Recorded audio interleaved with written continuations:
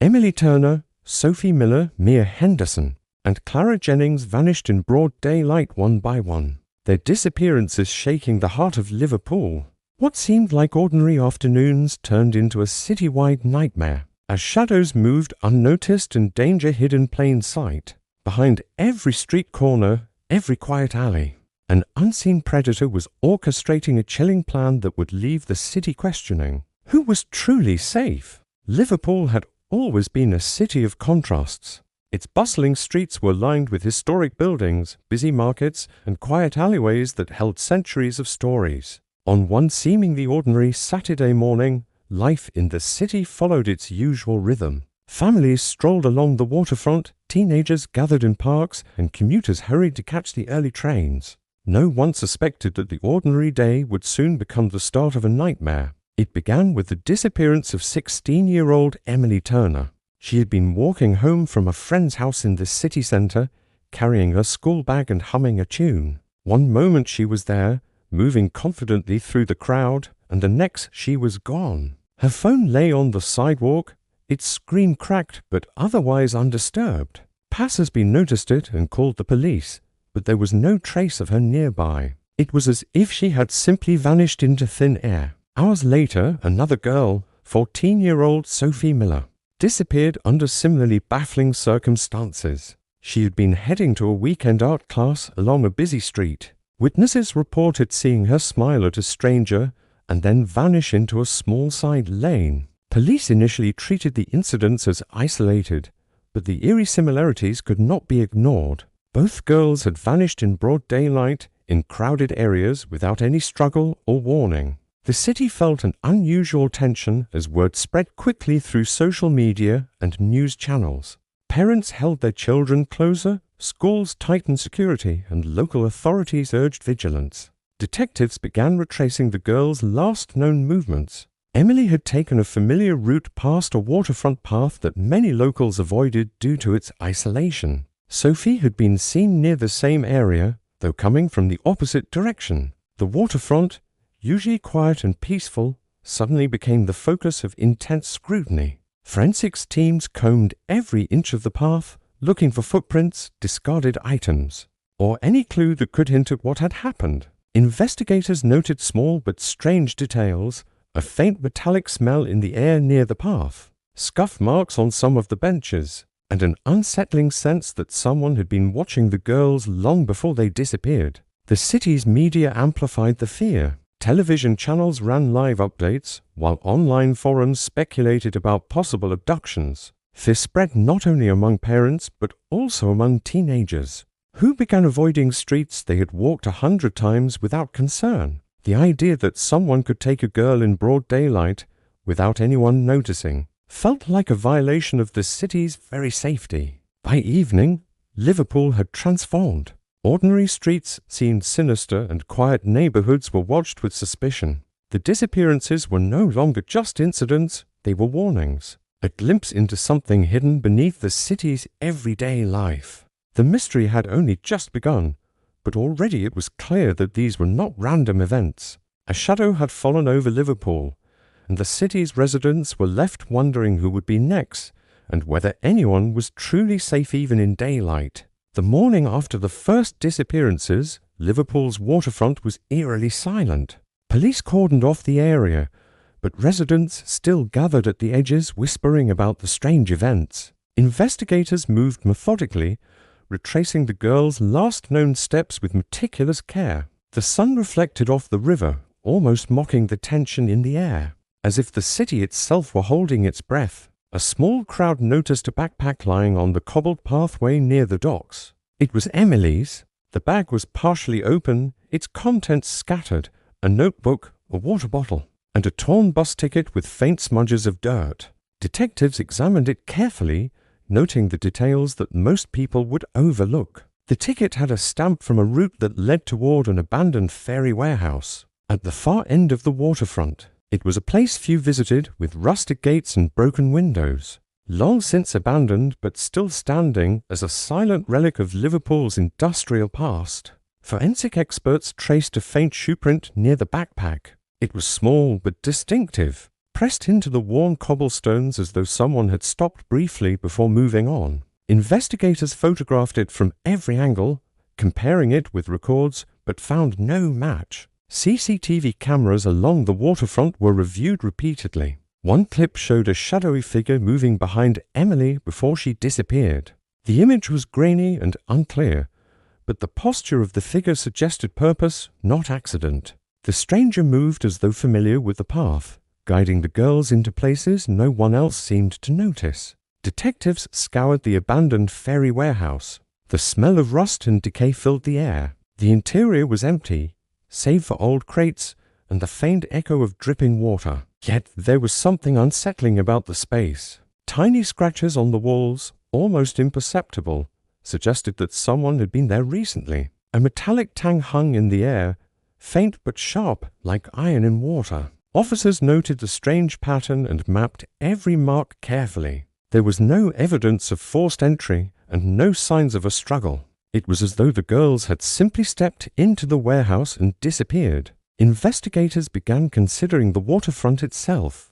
Despite being a public area, it had hidden pockets, narrow lanes, overgrown paths, and unmonitored docks. Someone familiar with the city could exploit these places with ease. The detectives started to map the locations where the girls had vanished, noticing a subtle connection. Though the disappearances seemed random at first glance, the patterns suggested careful planning. Each girl had been seen heading toward quiet, less traveled spaces, even on a day when the streets were crowded. As the sun dipped below the horizon, the waterfront took on a different character. What had seemed ordinary in daylight now looked menacing. Every shadow, every rusted railing, appeared to hide secrets. The community's unease deepened, and investigators understood that they were dealing with someone who had studied the city, someone who knew exactly how to disappear in plain sight. The mystery was no longer just about missing girls, it was about the city itself, about hidden routes and unseen hands controlling spaces that everyone thought were safe. Liverpool was waking up to a fear it had never known, and the first hints of a dark and calculated plan were beginning to emerge. Just as the city began to absorb the shock of the first disappearances, Liverpool was struck by a third case. 14-year-old Mia Henderson vanished from a busy shopping district on a bright Saturday afternoon. Unlike Emily and Sophie, Mia disappeared in one of the most crowded areas of the city. Families with strollers, shopkeepers, and tourists were everywhere, yet in a matter of moments she was gone. Witnesses remembered seeing her enter a narrow alley between two stores, and then nothing. It was as if the alley had swallowed her whole. Detectives quickly arrived at the scene, retracing the alley and surrounding streets. The alley itself was unremarkable, lined with brick walls and small, shuttered shops. There were no signs of a struggle, no torn clothing, and no footprints leading away. Only a single red ribbon pressed against the wall caught the investigators' attention. It was clean, out of place and unmistakably deliberate. Forensic teams bagged it carefully, noting its unusual presence and wondering whether it had been left intentionally by the perpetrator. CCTV footage from nearby stores revealed a blurry figure following Mia, but the camera angles were poor, and the images offered little detail. The figure moved with calculated steps, never rushing, never attracting attention. This careful precision unsettled the police. It was clear that whoever was responsible had observed the city, studied the girls' routines, and knew exactly how to disappear without leaving traces. The waterfront disappearances now seemed connected to Mia's vanishing. Despite the difference in location, patterns began to emerge as investigators reviewed the three cases side by side. Each girl had been seen stepping into areas that appeared ordinary, but were strangely isolated or overlooked. The locations were never completely private, yet no one had noticed anything suspicious until it was too late. Each disappearance had left behind only minimal evidence: a backpack, a shoe print, and now a ribbon. These small, deliberate traces seemed almost like a message, a signature from someone who wanted to be known without being caught. The public's anxiety grew as news of Mia's disappearance spread. Parents cancelled plans, shops reported empty streets, and teenagers refused to go out alone. Social media erupted with speculation, spreading fear faster than the authorities could respond. The city felt watched, even on bright sunny afternoons. Ordinary streets felt dangerous, and every alley, every shadow was now a potential threat. Detectives worked tirelessly, reviewing witness accounts, analyzing CCTV, and mapping every detail.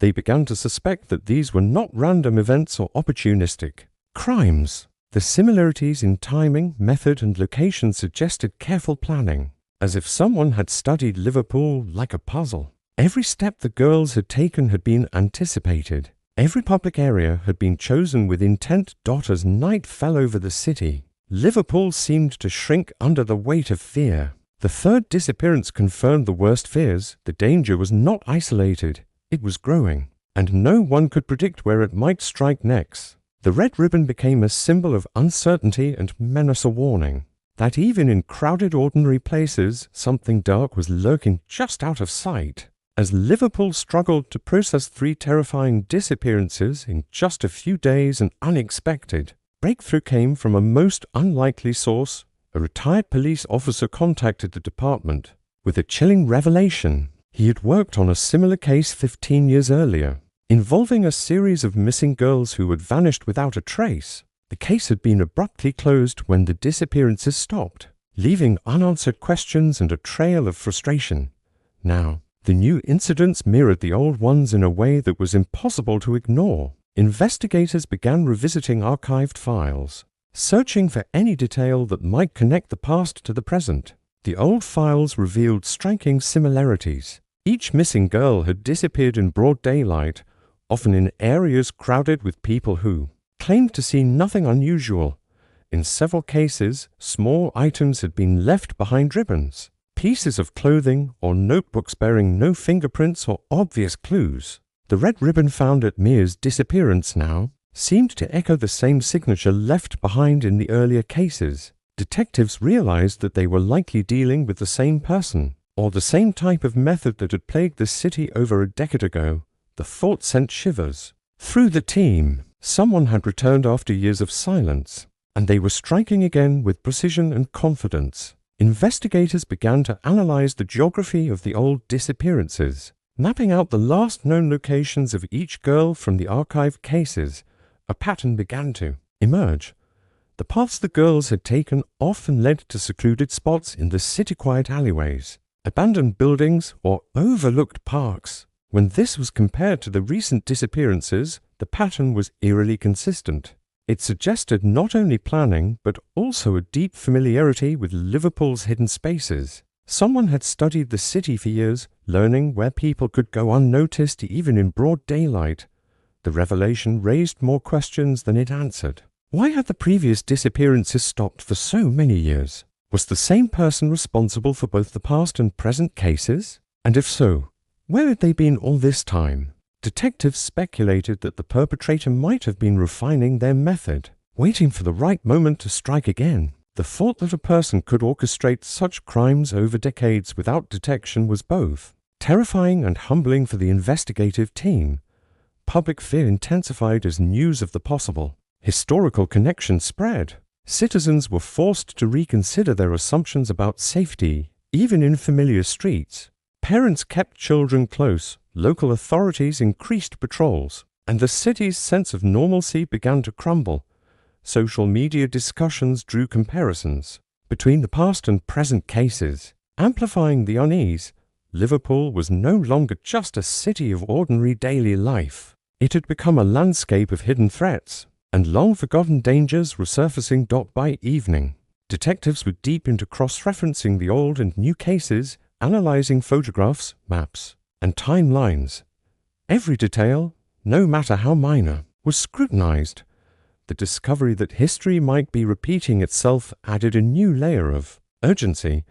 This was no longer just about solving recent disappearances. It was about confronting a long-standing pattern of calculated abductions. Somewhere in the city, a shadow that had eluded capture for years was active once again, moving quietly among the crowds, choosing victims with care, and challenging the city to uncover a truth that had haunted Liverpool for decades.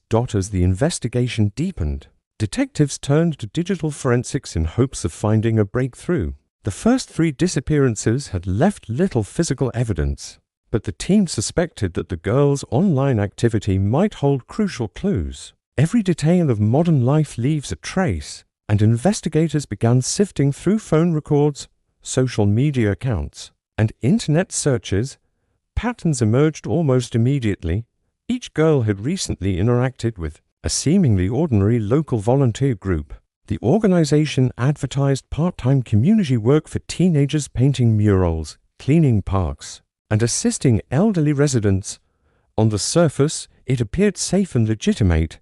However, further investigation revealed disturbing anomalies.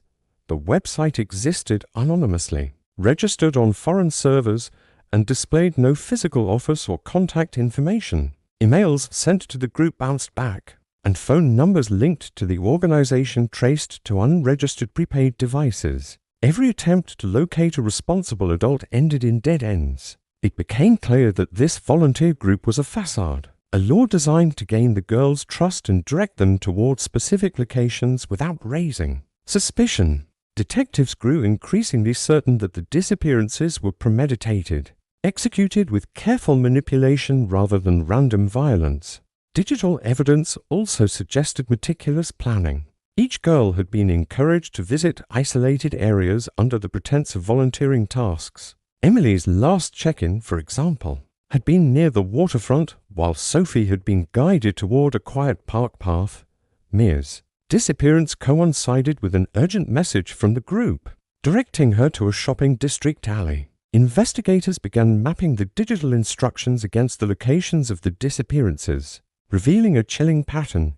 Every move had been orchestrated to ensure the girls entered areas where the perpetrator could act unseen. The breakthrough came when an IP address was traced to a modest flat near the docks. Officers moved quickly, preparing to apprehend the resident. When they arrived, however, the flat was empty. It appeared that whoever had orchestrated the disappearances was always one step ahead, aware that the authorities might close in. Inside the flat, there were signs of recent occupancy: discarded coffee cups, opened letters, and a small, well-kept notebook with cryptic sketches but no suspect. It was a ghostly presence, leaving investigators frustrated yet more determined. As the search continued, police realized they were facing a highly intelligent and careful individual. The lack of physical evidence, combined with the anonymous digital trail, indicated someone who understood both the city and technology intimately. Every disappearance had been facilitated through subtle guidance, exploiting ordinary routines and social trust. The thought that a person could manipulate multiple young lives so precisely, while leaving almost no trace, created an overwhelming sense of dread. Liverpool itself seemed to shrink under the weight of these revelations. Parents feared the next notification on their phones. Teenagers questioned whether every invitation or message could be a trap, and authorities faced the urgent task of predicting the moves of a cunning, unseen predator. Each day brought new pressure, new analysis, and the sobering realization that this was not a single, impulsive criminal, but a methodical, calculated threat. Somewhere, hidden in plain sight, the orchestrator was still active, carefully planning the next step. While the city braced itself against an invisible and chilling danger, the investigation took an unexpected turn when construction workers repairing the old docklands stumbled upon a sealed underground tunnel. The section of brickwork collapsed under a jackhammer, revealing a dark, narrow passage that had not been used for decades. Police were called immediately, and forensic teams carefully entered the tunnels, their flashlights cutting through the stale, dusty air. The faint smell of mold and iron filled their nostrils, creating an oppressive atmosphere that made every step feel heavier. Inside, investigators found fresh footprints embedded in the dust, confirming that someone had been using the tunnels recently. The tunnels twisted and branched unpredictably, some passages so narrow they could barely walk through. Along the walls were faint markings, scratches, and scrawled symbols that appeared intentional, perhaps a way for someone to navigate the complex network. The realization hit detectives hard. These tunnels had been exploited as a hidden route for months, maybe even years. Right beneath the city's feet, deeper in the passage, they discovered hidden rooms. Each was small but clearly used for temporary occupancy. In one corner, piles of clothing lay neatly stacked. In another, notebooks and letters were tucked away, some with dates and addresses matching areas where girls had disappeared. Maps of the city, marked with specific locations, were found on a table. Each mark coincided with the waterfront paths, alleys, and abandoned buildings previously linked to the missing girls. The precision was staggering, revealing a level of planning that made the tunnels feel less like a hiding place and more like a command center. Detectives realized that the tunnels were not a random network. They had been modified to suit the perpetrator's needs. Small alcoves had been reinforced, false walls created hiding spots, and ventilation shafts adapted to allow airflow to the hidden rooms. Whoever had built and used this underground system understood the city intimately. The tunnels provided a secure, secretive environment where someone could move freely without being detected, a place where victims could be held temporarily before being transported elsewhere. The discovery sent shockwaves through the police department. Each new item found in the tunnel's clothing, personal belongings, maps connected directly to the recent disappearances, confirming that the girls had been taken to this hidden network. The red ribbon discovered earlier now made sense. It was a signature, a deliberate mark left to instill fear, perhaps even a warning that the city's authorities were always one step behind. The tunnels were a chilling reminder that the danger had been literally beneath everyone's feet, invisible in plain sight.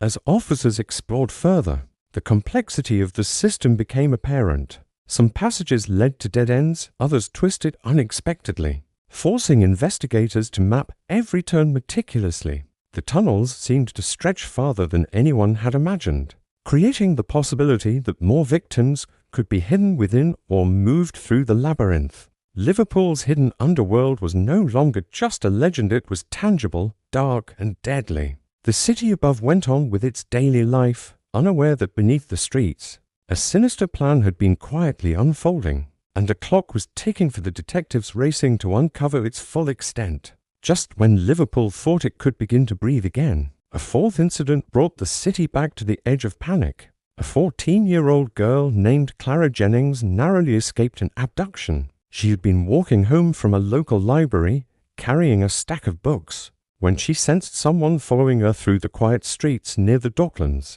Something about the way he moved, slow, deliberate, almost watching, set off an instinctive fear. She ran, her heart pounding, and managed to reach a nearby cafe where staff quickly called the police. The attempted abduction provided investigators with critical information. Clara described seeing a man wearing a heavy jacket despite the warm weather, moving with precise control as if he had planned every step.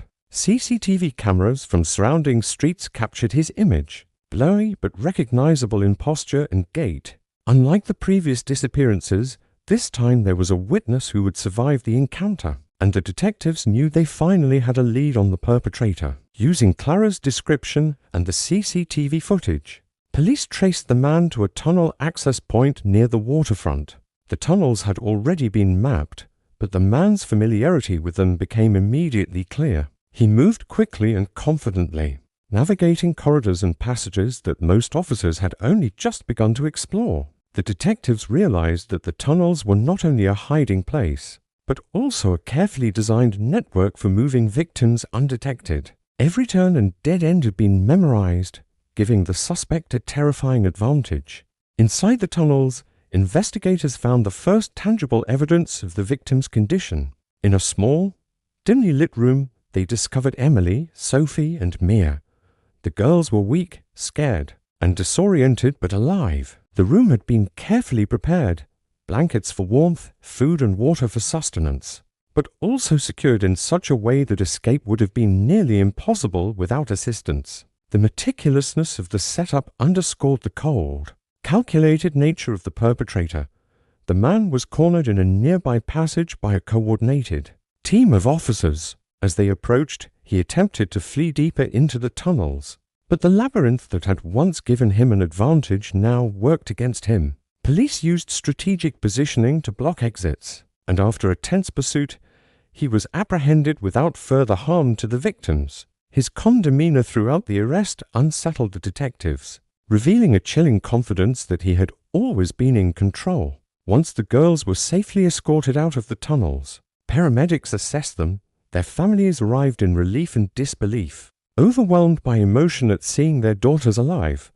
For the first time in weeks, the city experienced a flicker of hope, but the relief was tempered by a harsh reality. The man's capture did not explain everything. Digital records and notes found in the tunnels suggested communication with an unknown partner, someone who had orchestrated similar disappearances years earlier. Liverpool's authorities realized that the rescue, though monumental, was only part of the story. The tunnels, the planning, and the unseen accomplice indicated that the network of danger extended beyond a single person. The city remained on edge, knowing that the mastermind behind the disappearances might still be active, planning the next move and watching from the shadows while the streets returned, seemingly, to normal life. The arrest of the man in the tunnels should have brought closure to Liverpool, but the city soon realized that the nightmare was far from over as investigators combed through his digital records, notebooks, and hidden messages. A disturbing truth emerged. He had not acted alone. Communication logs revealed the presence of an unseen partner, a mastermind who had orchestrated disappearances years ago and had somehow remained invisible to authorities. This partner's digital footprint was nearly untraceable, leaving only cryptic hints, suggesting a level of cunning that terrified even seasoned detectives. The city's sense of safety was shattered. People began to notice every shadow, every unfamiliar figure on the street. Parents refused to let children out of their sight, and ordinary walks through familiar neighborhoods became exercises in anxiety. The realization that someone else might be orchestrating events from behind the scenes left the community unsettled. Every street corner, every quiet alleyway now seemed like a potential trap, and the knowledge that the mastermind could strike again at any moment loomed over the city like a dark cloud. Meanwhile, detectives worked tirelessly to piece together the full scope of the operation. The tunnels, the carefully chosen locations for the abductions, and the subtle signatures like the red ribbon all indicated a methodical mind, someone who had studied the city for years. This unseen partner was not just intelligent, they were patient, willing to wait years between operations, and highly skilled at manipulating the city's systems to remain invisible. The fact that the partner had remained hidden for over a decade made it clear that the danger was far from contained. Public fear escalated when small details began to emerge. Personal items belonging to other girls, previously considered lost or forgotten, were discovered in the tunnels, suggesting that more victims had been taken in the past and perhaps moved elsewhere. Investigators feared that the network extended beyond Liverpool, perhaps involving routes and contacts far outside the city. Every rescued victim, every clue recovered, only hinted at a larger, more organized scheme that had yet to be fully understood. As the city slowly returned to its routines, the shadow of the unknown accomplice remained. Citizens were warned to stay vigilant, and police increased patrols around key areas. But the unease was palpable. Even in daylight, when streets were crowded and familiar, there was a lingering fear that someone was watching, waiting for the perfect moment to strike. The city had been changed forever. The documentary closes with a chilling thought.